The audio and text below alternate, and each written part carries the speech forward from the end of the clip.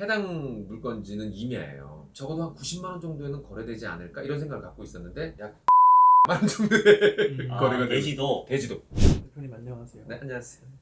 오늘 게스트 모시고 오셨는데 그치, 네. 간단하게 소개 부탁드릴게요. 네, 조금 저보다 잘생겨가지고 좀 부담감이 좀 많습니다. 우리 그 옆에 계신 분은 우리 박광진 변호사님이시고, 반갑습니다. 예, 변호사님 굉장히 꼼꼼하세요. 꼼꼼하시고 올해 변호사 3년 예, 아주 중견 변호사님이시죠. 부동산 소송을 전문으로 하고 계시고 오늘 변호사님 통해서 많은 걸 좀 배울 수 있을 것 같아요. 반갑습니다. 그럼 오늘 변호사님하고 함께 해주실 이야기는 어떤 또 이야기인지 간단하게 소개를 좀 부탁드릴 수 있을까요? 제가 기존에 다뤘던 부동산 이제 사기 사건 위주로 해가지고 여러분들이 이제 어떤 식으로 기망을 찾는지 어떤 처벌을 받았는지 네. 그런데 기망이라고 유죄 판결이 났는데 지금 10년 와서 보니까 땅값은 올랐는지 아니면 안 올랐는지 그걸 바탕으로 해서 땅은 뭐 어떤 땅을 사면 되는 건지 뭐 그런 위주로 한번 얘기를 해볼까 해가지고 등장하게 되었습니다. 잠깐만요. 그 변호사님 좀 어려운 얘기를 했어요. 기망이라고 했는데 기망이 뭐예요? 기망은 사람을 속이는 거죠. 속이는 거, 속이는 뻥친 거. 먼저 좀 설명을 드리면 이 사람한테 지분으로 팔면서 또 지분이 또 뭔지 모르죠 또 사람들이. 일단 공동 소유로 생각합니다. 공동 소유. 지분을 팔면서 바로 이 지분 60분의 얼마를 사면 개별 등기를 바로 해주겠다. 그리고 개별 등기 한 다음에 도로도 내주겠다. 그러면 맹지가 아니니까 건축 행위도 할 수 있는 곳이다. 맹지는 뭐냐면 건축상으로 건물을 지을 수 있는 도로가 있지 아니한 땅을 맹지라 합니다. 도로가 있지 아니한 땅. 그래서 건축을 할 수 없는 땅. 이것을 맹지다. 팔 때는 도로가 없었거든요. 그래서 건축 행위를 해주겠다. 이제 이런 식으로 팔았죠. 그리고 또 기망했던 게 가분할도라는 게 있습니다. 필지가 한 덩어리 땅을 이렇게 가상으로 나누는 겁니다. 여기에 막 20명이 산다 그러면 20개 바도 모양처럼 20개를 나눠가지고 여기 1번은 이 땅, 여기 2번은 이 땅 이렇게 이제 분할해 주는 거죠. 이제 아직 분할이 안 됐으니까 가짜로 분할됐으니까 가분할도. 여기도 이 사건에서 이분들이 가분할도를 그려가지고 여기 7번이 네 거다 라고 설명을 했죠. 그럼 이 전제는 분할 등기가 된다는 전제겠죠. 그런 식으로 분할해주겠다고 기망을 했는데 알고 보니까 이 여주시에 이제 조회를 해보니까 분할도 안 된다. 도로 개설 계획도 없다. 경사도가 너무 높아서 건축 행위도 안 된다. 그런 식으로 다 이제 검찰 조사 때 조회가 다 된 거죠. 그래서 이 사건은 이제 빼도 박도 못하고 기소가 돼가지고 대신에 이제 저희들이 어떻게 피해자들하고 합의를 잘 봐가지고 집행유예로 끝났던 그런 사건입니다. 피고를 네. 아니 우리가 피고인 변호한 게 아니고 피해자를 변호했어요. 피해자의 대리인으로 들어가서 그렇죠. 합의를 잘 봤죠. 예, 합의를 잘 봐서 이제 피고인이 합의를 안 봤으면 그때 실형을 당하는 건데 매매대금 다 돌려주고도 집행유예를 받았던. 아마 그때 매매대금 돌려받고 변호사 비용도 일부 돌려받고 했을 거예요. 참 이 사건 하면서 이게 초창기 모델이었는데 이게 한 10년 됐죠. 우리가 이게 기획부동산이라는 게 이제 증거가 없습니다. 그래서 증거 수집이 되게 힘들었고 그래서 이제 우리 여주시에 이게 과연 분할이 되는 땅인지 건축이 되는 땅인지 이제 저희들이 직접 조회를 했었고 조회를 해서 이제 수사기관에 이제 설득을 했었고 그런 에피소드 좀 있죠. 그리고 일반 사람들이 잘 모르는데 이게 자치구마다 이제 조례가 있습니다. 조례에 보면 이제 평균 경사도라는 게 있어요. 그건 이제 나중에 또 우리 주인장님께 설명해 줄 건데 어느 평균 경사도 이상이 되면 건축행위를 아예 할 수가 없습니다. 그래서 그런 걸 이제 우리가 짚었고 또 분할이라는 게 이 한 덩어리 땅이 있잖아요.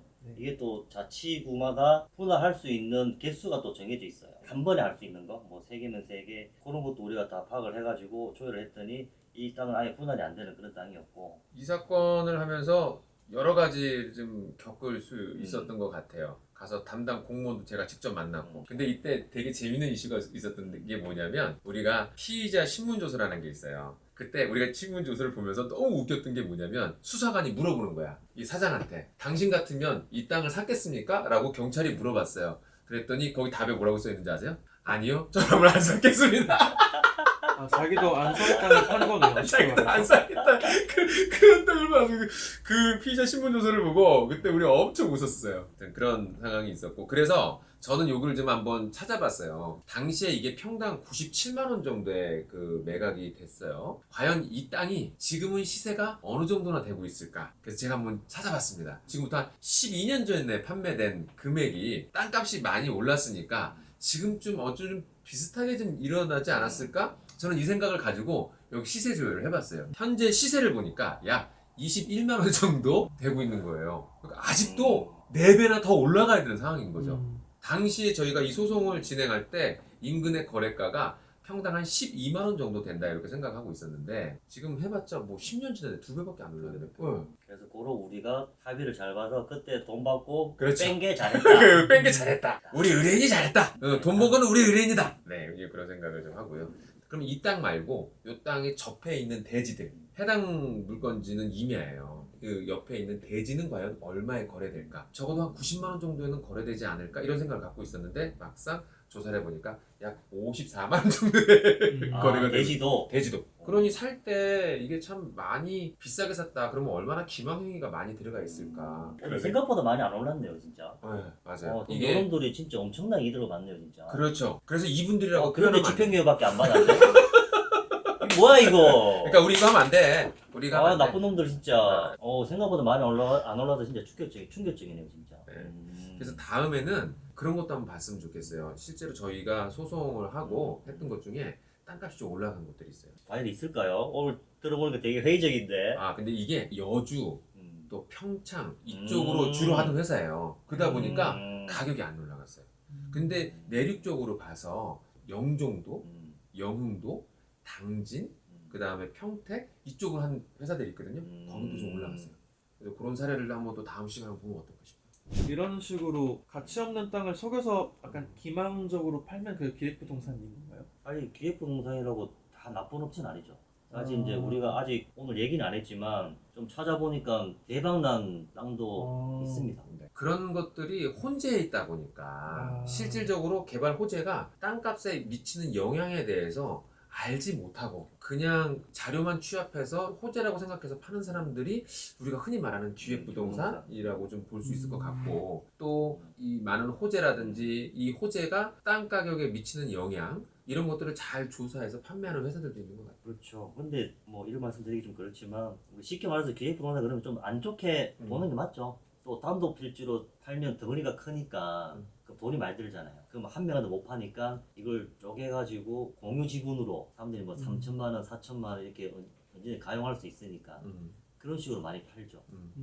그렇게 지분으로 파는 형태를 보통 기획부동산 많이 하죠. 투자자들 입장에서는 계속 유혹이 있을 것 같은데 그래서 이런 거를 이게 사기인지 아닌지 판단하는 기준? 뭐 이런 걸 혹시 또 조언을 해주신다면? 사실 이거는 정말 좀 애매한 것 같아요. 법원에서 기만을 어떻게 보느냐. 과연 이 사람들이 매도인들이 팔 때 어떤 근거로 팔았는지. 그 근거라는 게 뭐 개발 이슈들이 있잖아요. 뭐 신문 기사라든지 지방자치구에서 나오는 뭐 고시라든지 그런 근거를 가지고 개발 가능성이 있다. 그 근거가 있는 걸로 설명했다 그러면 상품이 토지인 경우에는 기본으로 잘 안 보죠. 그런데 제가 느낄 때 부동산이 기획부동산이고 아니고 떠나서 부동산을 매수할 때 가장 큰 피해를 입는 거는 뭐냐면 아예 행위 자체를 못하는 부동산을 매수했을 때 그래요. 그렇죠. 그러다 보니까 그 행위 자체를 못하는 곳은 대부분 지금 경사가 급해요. 그리고 산 중턱을 넘어가. 그런 경우는 아직 접근하기도 힘들고 개발하기도 힘들고 그런 것들은 거의 대부분 피해지로 남게 되더라고요. 다만 대지 바로 옆에 있다거나 또는 도로 옆을 좀 끼고 있다거나 하는 것은 상대적으로 피해가 좀 많이 좀 적은 그런 것들을 좀 많이 보게 됐어요. 이 개발이 불가능하다고 하면은 이런 게 어디 뭐 인터넷에서 검색하면은 그걸 찾아볼 수 있는 건 거죠? 그렇죠. 여기 개발할 수 있거나 없거나 이런 걸. 기본적으로 나와 있죠. 그게 이제 쉽게 말하면 토지이용계획 확인원이라는 것인데 국토교통부에서 통합 사이트를 만들어서 토지이음이라고 만들었어요. 토지이음에 들어가서 보면은 아주 잘 나와 있고 그 다음에 또 밸류맵이라는 걸 통해서 앱을 들어가 보면 인근의 거래가가 잘 나와요. 그래서 이 두 가지 사이트만 안다 하더라도 우리가 토지에서 그렇게 피해당하는 일은 많이 없을 것 같아요. 보통 사람들이 안 봐. 잘 안 봐. 안 그리고 봐. 땅 사는 사람들이 어리지 않아. 어린 사람들 땅 안 사. 그냥 믿음으로 사는 거지 뭐. 그러다 보니까 이런 일들이 좀 벌어진 게 아닌가 싶어요. 제 의뢰인들의 평균 나이가 한 60대였던가. 그렇죠. 어르신들이 보면 뭐 어른이니까 뭐 유효 자금이 있으니까 또 보통 지인 통해서 사거든요. 그냥 믿고 사는 겁니다. 가보지도 않고 사는 사람들이 있어요. 연세가 좀 있으시다 보니까 그런 우리가 지금 사용하고 있는 태블릿 PC라든지 뭐 이런 것도 스마트폰을 잘 이용하시기도 힘들고 또 그래서 오셔서 피해를 입으셨다는 분을 오셔서 설명하다 보면 설명도 이해를 잘 못하세요. 그런 경우들이 좀 많고 땅이라 그러니까 그냥 다 그냥 되지 안 되면 그냥 가시라도 좀 해야겠다 생각하고 그냥 사시는 거예요. 근데 중턱에 있는 임야는 올라갈 수도 없어. 그 나무를 베고 농사를 지을 수도 없고 또 더욱이 중요한 거는 공유 지분이라서 어디다가 내가 농사를 지을지 합의를 이루어야 되는데 그것도 이루지 못하고 하다 보니까 그렇게 설명을 드리면 그때서야 그냥 또 공유 지분 얘기하니까 할 말이 많은데 이거 우리 또 영업사원 비밀이니까 다음 시간에 우리 또 공유에 대해서 우리 공유자들 우리 여러분들한테 땅 사는 사람들 참 많거든요. 한 필지 한 덩어리 땅에 막 30명 많을 때는 막 300몇 명 막 이렇게 있습니다. 난 1,200명까지 봤네. 아 진짜. 그렇죠. 근데 그분들이 이거 계속 제가 봤을 때 가지고 있으면 안 될 것 같아요. 이거 현금화할 수 있는 방법이 있거든요. 이거 우리 다음 시간에 다음 시간에 현금화할 수 있는데 사람들이 잘 모르죠. 그냥 속았다 그러고 그냥 가지고만 있는데 제가 봤을 때는 한번 알아보시고 이게 오르지 않을 것 같으면 다른 방법을 좀 선택을 해야 됩니다. 다음 케이스는 아까 이제 변호사님 말씀하신 것처럼 우리 공유집을 갖고 계신 분들이 현금을 어떻게 전환시킬 수 있을까? 내가 어떻게 처분할 수 있을까에 대한 고민을 많이 하실 텐데 그거에 대한 방법 중에 하나를 말씀을 드릴 거고 또 하나는 이 기획부동산에서 산 것 같은데 실제로 땅값이 올랐어. 이런 케이스는 있을까? 하는 그런 것들도 한번 말씀드려보고 싶어요. 불안해하는 사람들 위해서. 네네. 그 두 가지를 좀 말씀드리면 또 좀 우리가 기획부동산에 대해서 그 형태에 대해 소유 형태나 또 처분에 대한 그런 좀 궁금증들을 좀 해소해 드릴 수 있지 않을까 생각합니다. 재밌겠네요.